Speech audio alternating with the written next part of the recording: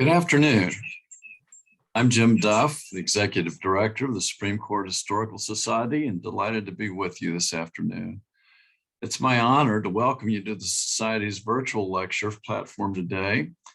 While the Supreme Court building remains closed to the public, the Society has pivoted to a series of lectures and discussions over Zoom. We're delighted you've joined us in that capacity today.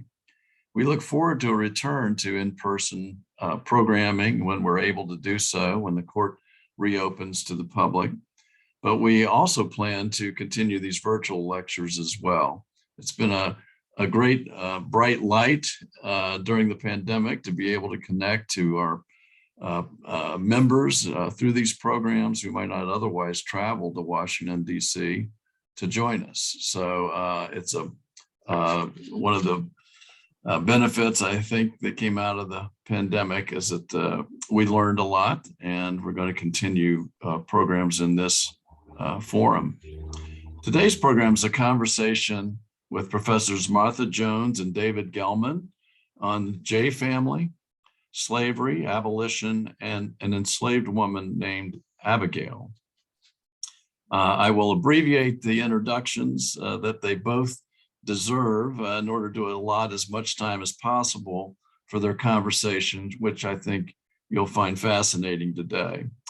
Professor Martha Jones is the Society of Black Alumni Presidential Professor, Professor of History, and a professor at the SNF Agora Institute at the Johns Hopkins University.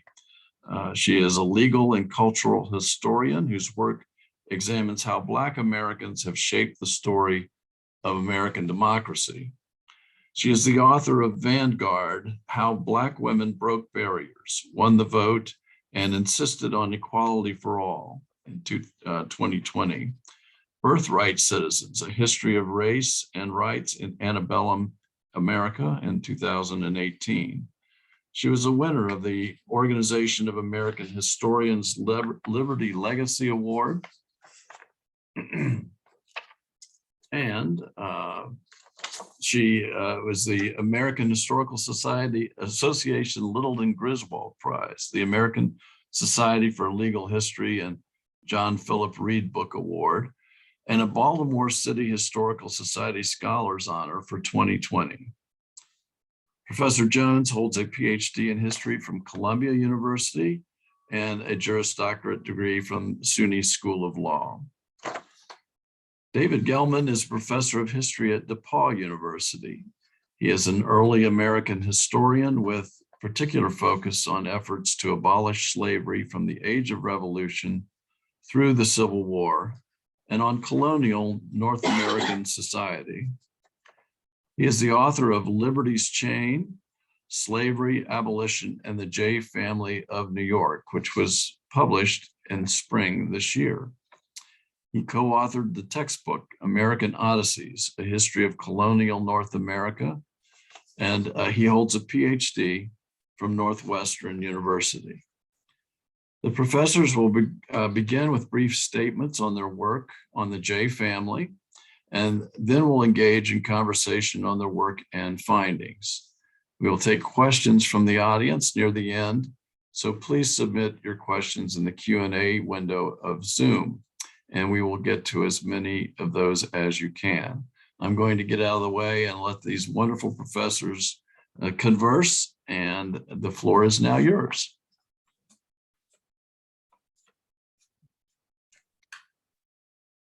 I don't think we decided who was going to speak first. So David, I don't know what you think, but happy to be here with you in any case. Yes, me too. By all means, if you want to go first, that's great. Okay. Well, thank you. And it really is an honor to be with you. It's so exciting to me that unbeknownst to either of us, we were thinking about some of the same material, some of the same historical figures. And I'm so grateful to the Supreme Court Historical Society for hosting us and giving us a chance to talk together. I'm here today to introduce an essay that I published last spring in a collaboration between the New York Times travel section and its narrative projects, an essay about a woman whom we know by one name, Abigail. As I say in the piece, Abigail is someone I had been, whose trail I had been following for a long time when the chance to write about her came up. I knew that she had been enslaved by the Jay family in New York. She had followed the family to Europe, and that she died in Paris after attempting to leave the Jay household. Mrs. Jay had had Abigail detained in a local jail, La Petite Force, where Abigail took ill. She was released to the Jay household, but never regained her health and perished there in Paris. For some Americans, of course, this was an especially auspicious moment in Paris. Jay was among those who had come to the city ultimately to sign the Treaty of Paris. It was a moment that marked new autonomy, new freedom, new independence for the United States, the cessation of the revolutionary conflict. It's a story that's been told in some sense, many times, of course. But I return to the story to help readers, or at least offer readers the opportunity to see that moment from Abigail's point of view, held enslaved, adjacent to figures who embodied the nation's ideals, but dead after an attempt to gain her own modest liberty.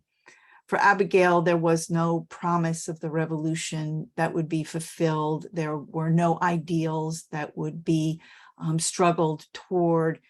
There would not even be a long road to slavery's abolition, be it in New York or in the nation as a whole. For Abigail, the story of the revolution ends in Paris in 1783. My research included digging really for any shard that might give us more insight into Abigail, her experience, or how she felt. I found tellings about her in the Jay family papers, Benjamin Franklin's papers, the correspondence from Paris's head of police in those years. People wrote about her. I suspect they talked about her as well. We get a sense of that. But when I searched in official records for any sign of her time in Paris, nothing surfaced. In that absence, my questions really turned to ones about memory, questions about why some are remembered and memorialized, some figures are visible on the public landscape and others are not. I asked in particular why Paris, a city where I lived some of the time, is a city that remembers quite emphatically American founders, including Jay. It is a city that quite passionately remembers Black Americans like James Baldwin and Josephine Baker. And it is a city that even pays homage to the enslaved people of the French Empire. Those are people who today are credited by the state as having, through their own struggles, defined France's ideals of liberty, equality, and fraternity. So my question in the end was, why no monument to Abigail? And that's perhaps simply a rhetorical question for purposes of discussion. But Paris did offer one inadvertent response to that. This past spring was unveiled a monument to a woman known as Solitude, a Guadeloupean figure who is important in France's memory of the struggle against Napoleon's re-imposition of slavery in the wake of the Haitian Revolution. For me, a memorial meant retracing Abigail's steps as best I could, along with photographer Cédrine Sedig, For those of you who can click on to the New York Times piece, you'll find her photographs there. I think they are stunning, but mostly for the absence that they document. They are haunting in the sense that they capture the places that Abigail spent time, even as there is no express memorial to her. So maybe with that, I'll pause and just say thank you again. I very much look forward to the conversation with Dr. Gellman. Got a few images to put up. Well, good afternoon, and thank you to Jennifer Lowe for organizing this wonderful event, and to Jim Duff for the warm introduction, and to Martha Jones for sharing the honor of this exciting occasion. So I just want to give an overview, sort of idiosyncratic overview of my project, into which Abigail's story fits very well and importantly. So on August 18th, 1912, almost exactly 110 years ago, John J. Chapman reflected on the first anniversary of the brutal lynching of a man named Zachariah Walker in Coatesville, Pennsylvania. This direct descendant of founding father John Jay put this brutal act in a much larger historical frame. Quote, "This great wickedness is the wickedness of all America and of 300 years, the wickedness of the slave trade." His statement, quote, "A nation cannot practice a course of inhuman crime for 300 years and then suddenly throw off its effects," was an accusation, not an excuse. This Jay descendant framed Walker's death at the hands of a sadistic mob of ordinary citizens as an exploration of our national story. Given John J. Chapman's name and his lineage, it was a family story as well. My book, Liberty's Chain, by taking up the subject of the Jays in slavery, at once seeks to tell a family story that is, because of the Jays' special prominence and their singular self-consciousness, also a national story. The main arc of my narrative is not 300 years, but a century, from the Revolution through Reconstruction, arguably the most consequential period in US history, and certainly in the history of United States slavery. One of the central figures is John Jay, with whom most of this audience is quite familiar as our inaugural Chief Justice, author of some of the Federalist Papers, and a principal figure in the early foreign policy of the United States. Many of you are perhaps less familiar with his role as the enslaver of men, women, and children, and paradoxically, as the inaugural president of one of the world's first anti-slavery societies, the New York Manumission Society, and governor of New York when that state passed its landmark gradual emancipation law in 1799. In my book, John Jay is only a starting point. Embedded in his life and story are people such as Abigail, about whom Martha Jones just spoke so movingly, along with people like Pete, Caesar Valentine, Dinah, Clorinda, Zilpah Montgomery, and other Black men and women. We cannot understand the prospect and the pain of the Revolutionary era's halting but historically important Northern abolition without their stories, and I look forward to sharing some of these stories during the discussion and the Q&A. You are also likely less familiar with John Jay's remarkable and powerfully influential progeny, his sons Peter Augustus Jay and William Jay, and his grandson and namesake John Jay II. The father and son duo of William and John Jay II in particular offer a glimpse into the transfer and the transformation of values in a prominent and often quite conservative family. The family's identity was tightly bound to the nation's founding, yet William and John II embraced a cause most likely to tear the nation apart by embracing the campaign for the immediate emancipation of millions of enslaved people throughout the continent. As part and parcel of that embrace of radical abolitionism, these two Jays increasingly embraced the twin cause of racial equality in the North. For their commitment to justice, detractors regarded these Jays as fanatics. Their elite peers sometimes scorned them and sometimes puzzled over them. Critics wondered, How could the descendants of the moderate, temperate John Jay, who was a gradualist in his personal and his political approach to Black freedom, take such an extreme position? These Jays were largely defiant in the face of popular and elite scorn. John Jay II was the leading pro bono lawyer in Manhattan in fugitive slave cases. During a hearing in one fugitive case, a party representing a slaveholder punched John Jay II in the nose because he did not like Jay's line of questioning. An aging William Jay, himself a former judge in Westchester County, supported his son and the Underground Railroad. William Jay's 1858 last will and testament defiantly left $1,000 to support his son's ongoing efforts on behalf of fugitives, a provision that got noticed and denounced as far away as New Orleans. This act, however, struck the renowned abolitionist Frederick Douglass as the profound parting gesture in a laudable life in the movement.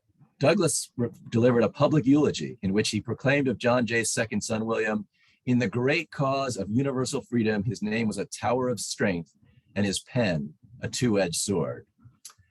I want to stress that these latter Jays did not extend and transform the founder John Jay's more cautious anti-slavery by forgetting the slaveholding past, their families, or their regions. The last two people claimed by John Jay as property, the mother and daughter Clorinda and Zilpah, remained closely tied to the Jays. Clorinda died as a free woman and servant in William Jay's household in 1837. Zilpah Montgomery, her daughter, long remained in the Jay orbit, and upon her death in 1872, received burial in the Jay family plot, where she remains to this day. The Jays' abolitionist work, moreover, intersected with Black abolitionists famous and obscure, from minister and theologian Alexander Crummell and activist David Ruggles to Albany's Underground Railroad conductor Stephen Myers and Manhattan's Louis Napoleon. Studying the Jay family across time allows us to witness a remarkably fraught struggle for a family and a nation to put its most laudable values of justice and equality into action. The Supreme, and as I hope we'll address during the coming conversation, the law in general and the Supreme Court in particular play a recurring role in my story.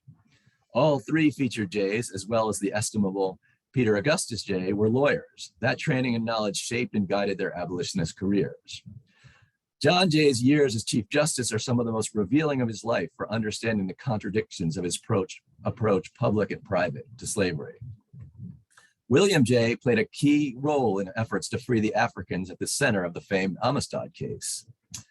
And at the end of his life, William Jay recoiled at the Dred Scott decision, leading him to draw stark and compelling contrasts between Chief Justices Jay and Taney on the issues of slavery.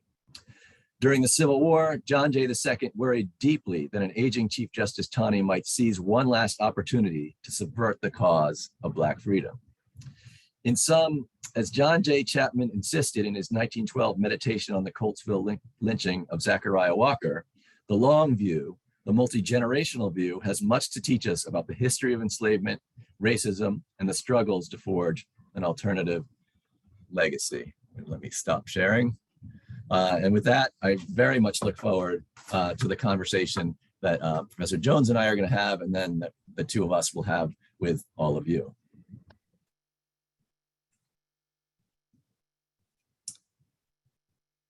So I guess now you and I engage in conversation. You and me. Yes. Well, the first thing that I'm struck by is your approach, which is to think about family and to think about generations. One of the questions that I'm often asked about Abigail is, did she too have family? One way I use the term household when referring to the Jays, which is to somehow hold together both the enslaved people and the enslavers among the Jays. But one of the things we learn about Abigail, or at least is said about Abigail in the Jay letters, is that she's become despondent in Paris because she's been away from New York and her familiars and her intimates for a long time. And there's mention of a husband. And this is one of those, I think, important, but still intriguing bits about her life, that she too had a family, and it wasn't merely the household of the Jays. And my sense is your work tells us more about what that world was like back in New York, that she was, in a sense, wrenched from when she accompanied them to Europe. Yeah, because she comes to that. I mean, it is very much, at every level, intersecting family stories, because she comes into the John Jay household through the William Livingston household, the governor of New Jersey, and Sally Jay's father, and John Jay's, not only his father-in-law, but his comrade in revolutionary politics. And so she sort of comes into the John Jay household through the Livingston household.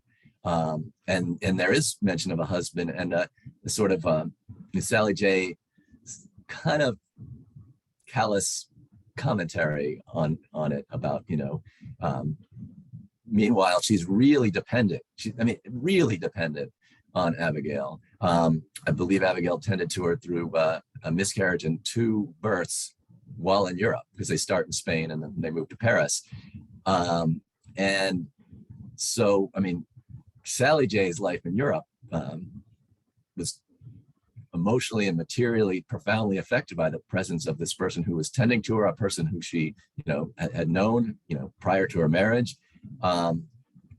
And at least my sense, and I'd be interested to hear what you say, is part of her departure in Paris is she sort of feels like she's not getting her due in the household. They hire a French servant who they clearly do not get along, and I will not attempt to say French names because I'm terrible at it, but they kind of get in a tussle, and she decamps to a washerwoman for wage work.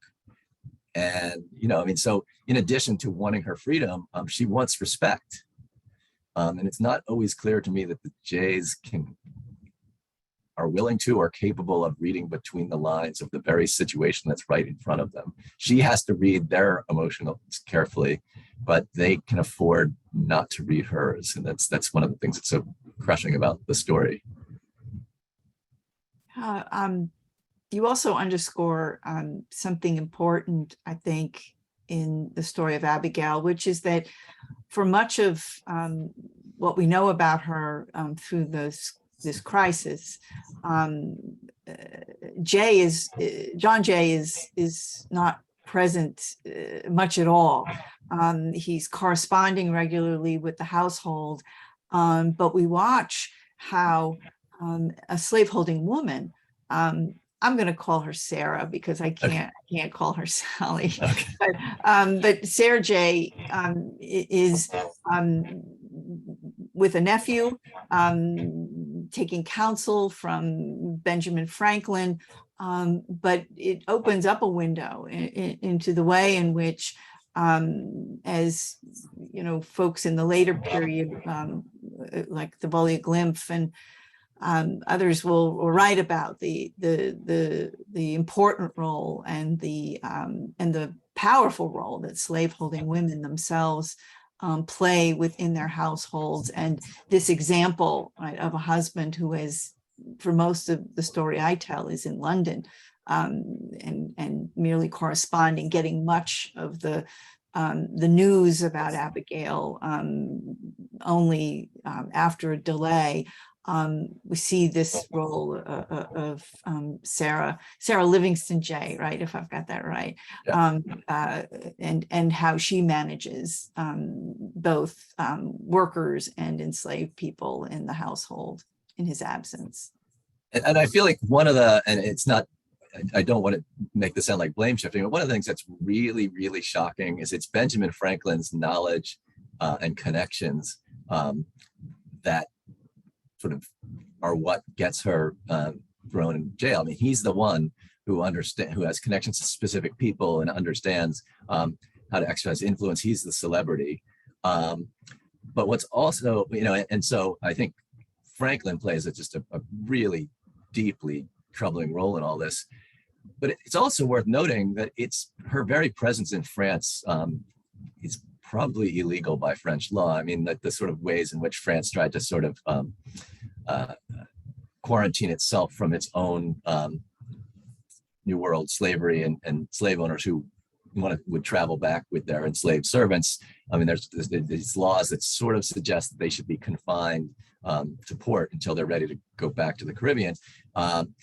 So it's not even clear to me that that the crime that there's actually, or I don't know, I'm with lawyers, so I better not use words like crime and misdemeanor as if I'm qualified to, but a violation of the law, transgression of the law, may have existed by her very presence, not in some coastal city awaiting return to the Americas, but right there in Paris.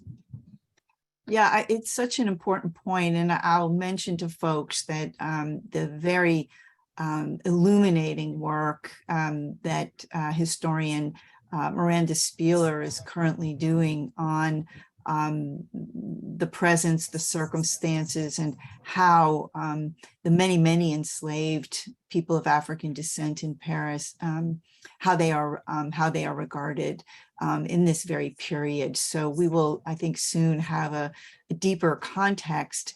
My sense, I'm a lawyer, but that doesn't really give me a leg up. I'm thinking about the 18th century much. But my sense is that Abigail is detained in all likelihood by an instrument called a lettre de cachet, which is really an instrument by which all sorts of dependents who are acting up, acting out of step with the expectations of the head of a household can be detained in Paris during this period.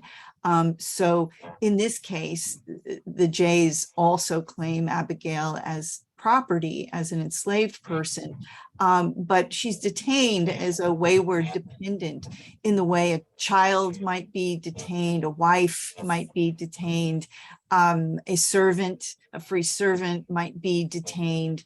And so we never get to this thorny question of how and under what, by what terms Paris is detaining, returning, or otherwise grappling with the presence of enslaved people in the city. I think this avenue that is recommended to Sarah J. and that she takes sort of sidesteps the problem of whether or not Abigail can be treated by French law as property.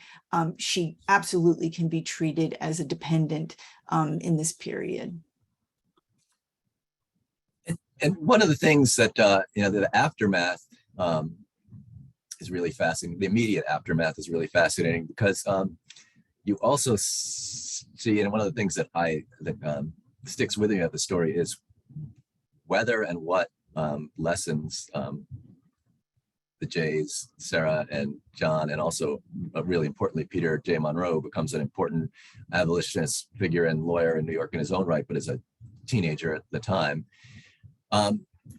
What insight do they gain or fail to gain from this very harrowing experience? And I'll give a couple of brief examples. I mean, John Jay, writing from London, where he's basically off on vacation while his wife and household tend to these young children. He's signed the treaty. It's time for him to get some R&R, and the household goes on, which also tells you a lot about patriarchy. But he says, I don't understand what she was thinking. I told her I would free her when we return to the United States. We have obviously no way of knowing whether he told her, A, I mean, he says he did, and B, whether Abigail believed him, trusted him. But for him, rather than, he doesn't ask psychological questions, he puzzles. And then you see this again and again in John Jay's life, where oftentimes he's sort of willfully incapable of entering into the emotional space of particularly Black females, where he's, and other Jays as well, where confused as to what is motivating people when a little bit of empathy they might understand. But he does say this. And the other thing that's I find really revealing is the servants, white and black, in the Jay household think the house is haunted in the wake of Abigail's death. And this is remarked on, I think, in a letter by Peter J. Monroe. And to me, right, this is the people at the bottom, the people without power, saying something wrong happened here. But the white Jays can't hear it. They actually, it's reported by Peter J. Monroe that they sort of laughed that the servants thought the house was haunted. So they can't hear when it's a injustice that's being communicated to them through this language of haunting. And so again, just to sort of finish up with this part of it is, so one of the things I've asked myself and in the rest of the book is to think about, like, what lessons did they learn and how did they apply them, and what lessons did they fail to learn and fail to apply, and therein hangs a lot of stories. I really appreciate your framing of the lessons, because I've wondered about that too. Abigail's story unfolds before I think the better known enslaved American young woman, Sally Hemings, arrives in Paris with Jefferson. And I always wondered, in a way that we can't know, how subsequently enslaved people who came to Paris from the US, did they hear, right? Did they learn about Abigail's fate? Did they learn her story?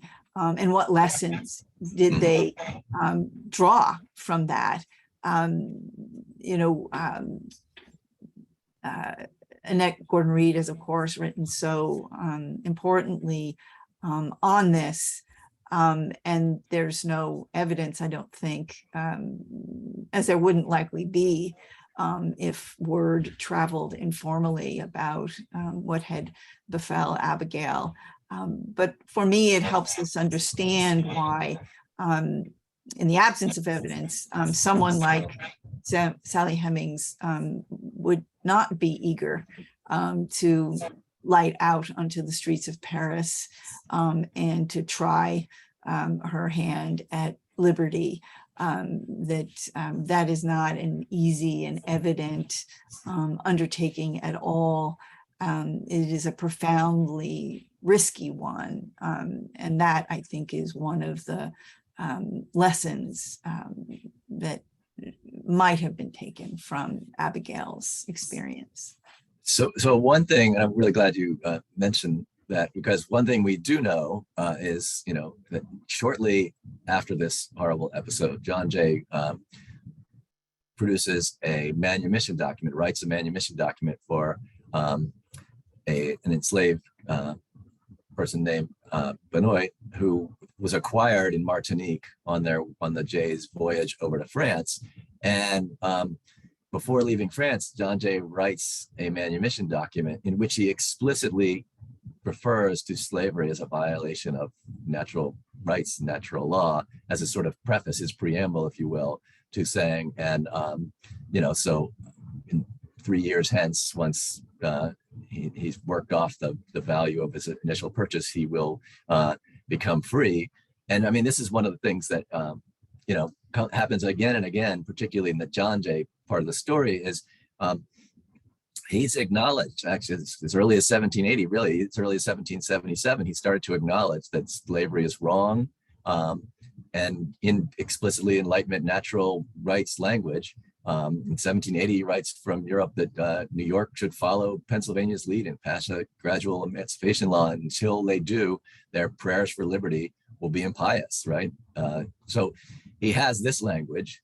He's helped to draft a treaty that demands the British pay for, or tells the British they cannot depart with any Black people who are within their lines. And that leads to years of diplomatic wrangling. So it'd be interesting, it'd be hard to get at, but right, there's always a negotiation. It's always an uneven negotiation, but it would be wonderful if we knew more how the manumission document that John Jay produced to liberate Benoit,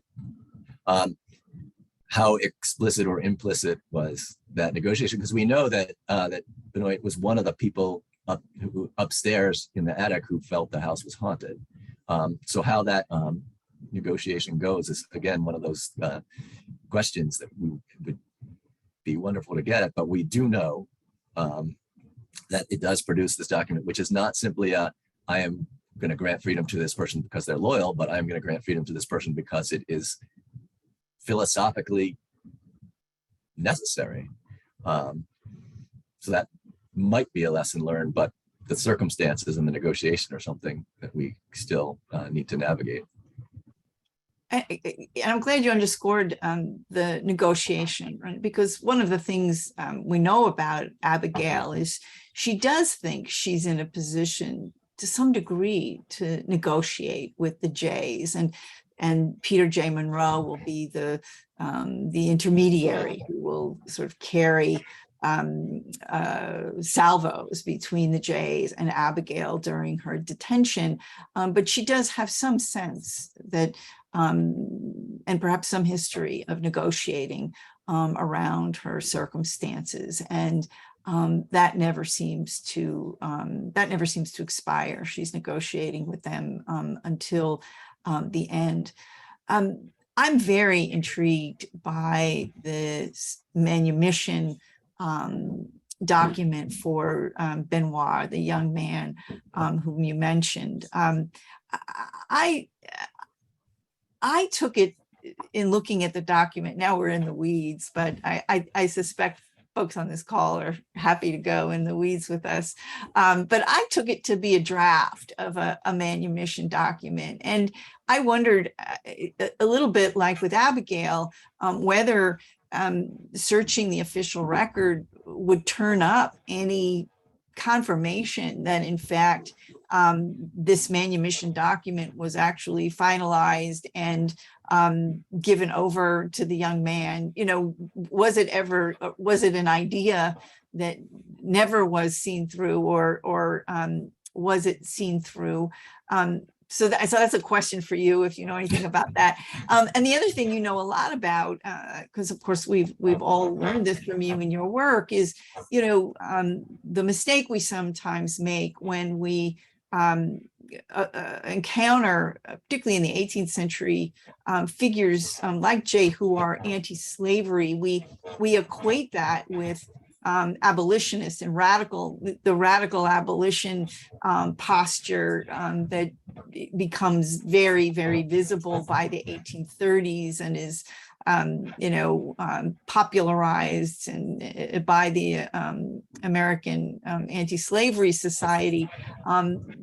Jay's not a radical abolitionist in this sense, somebody who's looking to effect the immediate and unqualified end of slavery. That's going to come later, if I understand sort of the arc of your story. Right. Yeah. But I mean, people are calling it first wave or first movement abolitionism. People like Manisha Sinha and Paul Polgar are doing fantastic work on this. I mean, there is no radical movement, until there's a radical movement, but it's that the first wave of abolitionism is of great consequence. It's very alien to our own sense of how change should and does occur, but it does over time produce tremendous change. And another thing that John Jay does is he lets himself be kind of drafted into becoming the inaugural president of the New York Manumission Society, which really is one of the first, it's not the first, but one of the first organized anti-slavery societies in the Western world. And they're corresponding with all the British and French people that abolitionists and abolitionist historians know, and they explicitly use language of citizenship. They use language of natural rights, but they believe self-servingly, for certain, but nonetheless, they have this notion that you can achieve profound change gradually, and that there's a formula you can follow. And John Jay, in both his personal conduct and in his political stances, he believes in this formula. So, I mean, he even applies it to this woman, Zilpa, who I've referred to a couple of times, who's buried in the Jay family plot. He applies the logic of gradual emancipation to her, even though the law, because of the date of her birth, doesn't apply. So he supports the program politically, but he also applies it in his own process of gradually diminishing and eventually ceasing to be a slaveholder, so that by the 1820 census, there are no enslaved people in the Jay household. There will be and continue to be African Americans who are, in the case of Clorinda and Zilpa, they're formerly enslaved people, but they're also indentured servants, or it's the labor system. The labor market is, particularly in the North, is shifting profoundly, and they shift with it. So he does come back, actually delivering in part on some of his stated notional principles that we really ought to figure out how to wind this practice down. But there are sort of different spheres in which he's willing to act and spheres where he's willing to not act. So just briefly, like when it comes to ratification of the Constitution, which obviously John Jay is closely identified with, that's not he was not at Philadelphia, but that's not a price he's willing to pay. He's not willing to agitate the issue of slavery or even acknowledge the issue of slavery as a reason not to ratify. So in that sphere, the national political sphere, already we see lines that can't be crossed, but at the state sphere, in his personal life, and interestingly, diplomatically, he moves fairly dramatically to essentially repudiate the treaty that he himself was an architect of in 1783. By 1794, he's like, we really have no right to not only claim the people, but we are really on shaky ground, demanding the British even deliver financial compensation. So you see, as he operates on different principles in different places, but he remains a person whose comfort is provided by enslaved Black people who he is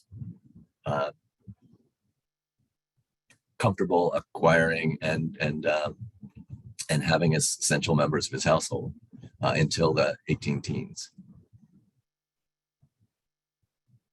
I know we're probably going to move to questions in a minute. So I think one of the hardest things, and maybe was too difficult to accomplish in my essay about Abigail, but it really was to ask us to juxtapose the narrative you've just shared, right, about the opportunity, the possibility, the gift Jay has to evolve, to change, to think better, work differently, to juxtapose that against Abigail's life and death, where those possibilities are not only not afforded to her, she doesn't even, if you will, live to benefit from the evolution of Jay's own thinking over time. And as historians, it is always our challenge to wrestle with where and how we center our work, right? From whose perspective, from which perspective do we tell the history of this period, of this household, of the, the profound questions of the day, like the question of slavery. But I think it was a challenge for many of the readers of the piece to, if you will, just simply sit with how both things can be true, right? And it is true, and you've written a wonderful book about Jay and his family and changing ideas and more. And it is also true that someone like Abigail's truncated life doesn't enjoy the benefits of so much of what was to come. Yeah, and I want to stress, of course, also that like the people who survive, particularly this mother and daughter, it's not like their lives are, they're able to enjoy the full fruits of freedom. I mean, Zilpa never learns to read. She's only allowed back in the Jay family because she was sort of banished to a Livingston relative when she got pregnant. And then when the child dies, Clorinda, in a move that was so fraught because she's going to John Jay and asks and insists, can we bring her back? I mean, can you imagine, right? Because that's all, and I'm not the only person who's written about Clorinda, but imagine the courage it took and on the emotional stress and how fraught it was for her to say to a person over whom she has no power in that relationship to say, can you please bring my daughter back? And of course, the only reason the daughter can come back is because of this personal tragedy that her infant, or by this point toddler, has passed away. And then Zilpa is back in the orbit of the family. In the last census she appears on is 1850, but she's clearly in the Westchester orbit of the Jays, and William Jay's request that she have a place in the plot of the family burial ground is honored in 1872. But these are isolated like lives, right? And is to state the obvious but important thing, the 15th Amendment doesn't apply to Zilpa either. She's alive when the 15th Amendment, goes into effect, but she's a woman. So I mean, so the isolation and the sort of limits to what freedom in the North, even for those who are fortunate enough to live to experience these changes, and they are important. It does matter whether you're an enslaved person or receiving wages. It does matter whether you're the person who employs you leaves an annuity, because these people are not wealthy. The Jays have this sort of long tradition, and it's sort of this noblesse oblige sort of paternalistic thing where they leave money for certain chosen people for the duration of their lives. It's makes the Jays feel good. It also speaks to the isolation of even people who are well situated and who do live long lives, like Caesar Valentine, who works in Peter Augustus Jay's home for many years, but isolated, hard to find. I could not find Caesar Valentine in the census. I hope there's a historian out there who's better with census records than I, or can get into the local archives. But we know people are alive, but tracing their lives sort of underscores that sense of isolation. Well, I hate to interrupt the conversation because it's fascinating, but we do want to get to some of the questions from the audience. And now, just before I get to some of those, I just was curious, David, you were talking about the family, the Jay family graveyard. Where is that, by the way? So that's at St. Matthew's Church, which is an Episcopal church that the Jays founded in Westchester and in Katona, Bedford. I'm never quite sure where the line between Bedford and Katona is, and one comes out of the other, but it's in northern Westchester County, and you can visit it and see many of the Jays. John Jay is actually buried in Rye, which is a different Jay family estate, but many of the other Jays are buried, and I finally got to see in person. I had a person take a picture of the gravestone for my book, but finally in April I got to see it in person, and that was really as Martha has suggested, right, these are powerful things for authors. We read about people, but when we're fortunate enough to encounter this sort of tangible, their tangible presence, it's a really powerful thing. Yes. With is it the Livingston family? There are New Orleans roots there too. I mean, Bob Livingston, I think, is a descendant of that line. Some of the Livingstons do go out to Louisiana, but they are as deeply entrenched in New York. Patroon, massive land holding, shocking amounts of land was owned by a handful of these families. The Dutch and then the British created these just huge holdings. And so the Livingston family, even in the 18th century, was a vast and complicated set of family trees. But yeah, some of them do make it to Louisiana. Yeah. I'm going to ask one more question and then get to the audience. But when did Jay become president of the New York Manumission Society? Was that what year? 1785. 85. Yeah. And then he, interestingly, resigns when he becomes Chief Justice. That was my next question. Which I always found really intriguing because it implies that he thinks there could be a case that would pose a conflict of interest. That's the positive reading. The negative reading is he doesn't stop being an enslaver. So if a case arose, he would still be an enslaver, but he'd no longer be the president of this society. But he pays a political price for it when he runs for governor in 1792. I kid you not. The people running against him basically say, this guy's going to take your enslaved people away. The Dutch slaveholders in the Hudson Valley shouldn't trust this guy because he's this elite New Yorker who's going to take away your human property. So even though, right, his actions are always mixed and troubling, and with one hand he's doing one thing and one with the other, politically, even being a moderate abolitionist and a former president of an anti-slavery society is a political liability that he refuses to denounce. He writes the correspondent and says, I'm not taking anyone's property away immediately, but I do believe in the principle of natural rights, and so be it. And he does lose that election really narrowly. So it could have made a difference. Questions from the audience.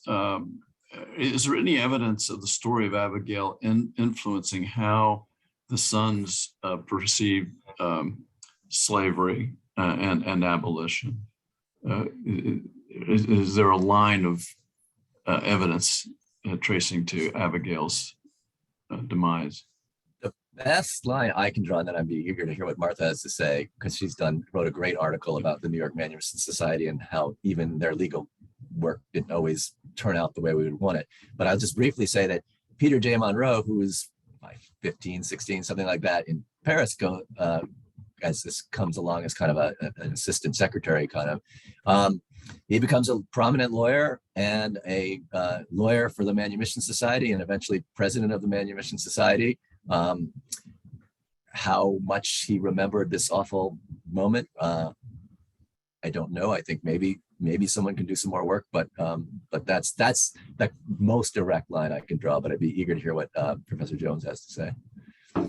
Yeah, I'd also point to Peter J. Monroe as the not only the one among the next generation who is there and present and knows Abigail intimately and plays a critical role, but it's a reminder to me of how I come to be curious, if you will, about Abigail to begin with. And it is because I first encountered Peter J. Monroe in New York in later years, embroiled in other sorts of contests over slavery and freedom. And in my example, a group of enslaved refugees from the Haitian Revolution who come to the attention of the New York Manumission Society.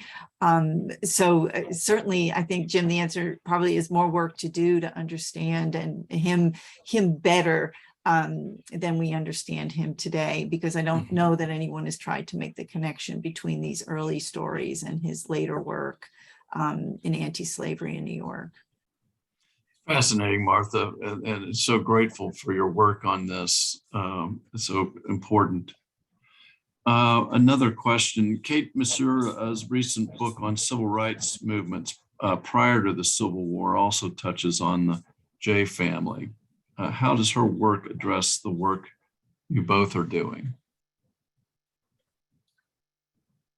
Well, I mean, I think you're going to be hearing because of her work and hopefully, because of mine and others, hopefully you'll be hearing a lot more about the Jays.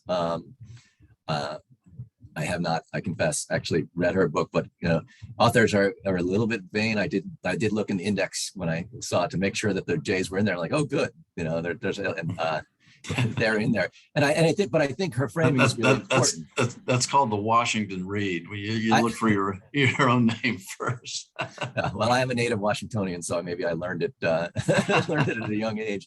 But but I think her framing is really important because something I alluded to is part and parcel of the latter generation of Jays, particularly William J. and John J. II, is they are not only radical abolitionists who call for the immediate abolition of slavery and remain in that movement to the very end, but they over time come to see Northern civil rights as an essential aspect of that. And William J. writes a book called On the Condition of Colored People, where he lists 10 ways in which Northern African Americans are deprived of their rights, and gives strong examples. And John J. II was absolutely a thorn in the side of the Episcopal Church in New York to get equal treatment for Black Episcopalian congregations in New York. He would bring it up over and over again, and these elite Episcopalians, bishops, and others, they could not understand it. And they were very impatient with his impatience with the notion that like the church has to take care of its own house, where we are creating a situation in which we're making it easy for the slaveholders and the racists nationally. So I think she's absolutely right that framing this as a civil rights struggle will open up all kinds of avenues for understanding what's going on in the first half of the 19th century. And if I could just add, and I will say, Until Justice Be Done is a wonderful, wonderful book. And importantly, in a sense, wants to bring together, if you will, the descendants of Abigail and the descendants of John Jay in an early American story about struggles over race, over rights, over law, over the Constitution and the constitutions. And so it is an important, I think, next chapter. And it underscores, I think, in many ways, how much has changed since the time of Abigail and of John Jay, in that there is, in Mazur's telling, this important political movement that is a cross-racial political movement for civil rights in the North. I'm going to squeeze one last question in here before I ask you both what you're working on next. And the last one from the audience was, does it appear that the slavery political postures of Jefferson and Jay are similar? I think if you ask the Jay family, they are deeply dissimilar and more so over time. And I'll give one very quick example. In the Missouri crisis, the last really important public thing that John Jay does politically is issue a letter that he knows is going to get published, in which he defends, as a former Chief Justice and an expert on the founding, defends the idea of denying Missouri admission as a slave state. And Jefferson at the same time is worrying about the fire bell that goes off in the night and saying that radical sons of the founders are going to ruin this country. So there's a deep split over time in how they understand the legacy of the founding. Mm-hmm. Martha, do you have any observations on that too? I don't. I think David has told us what we need to know. So thanks. Well, thank you both. What are you working on next from each of you? Well, I'll jump in to say I'm at work on a book titled for now, The Jagged Color Line.